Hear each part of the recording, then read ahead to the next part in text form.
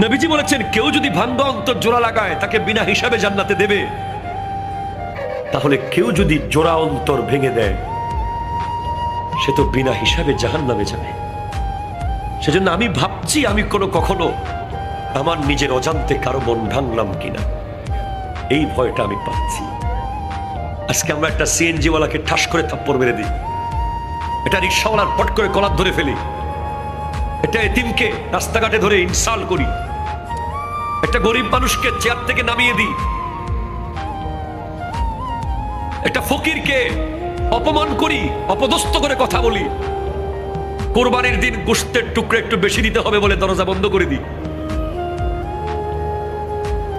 কত অন্তর আমরা ভেঙে দিই, কতজনকে মায়ের বুক থেকে আজ চলে যেতে বাধ্য করেছি আমরা, কতজন শখের ব্যবসা প্রতিষ্ঠান ধ্বংস হয়ে গেছে, এখনো হয়েছে, তখনও হয়েছে, যখনই হয়েছে। যেখানেই যার অন্তর ভেঙেছেন, অন্তর ভাঙা এটা অনেক কঠিন একটা ভয়ঙ্কর গুনাহের কাজ।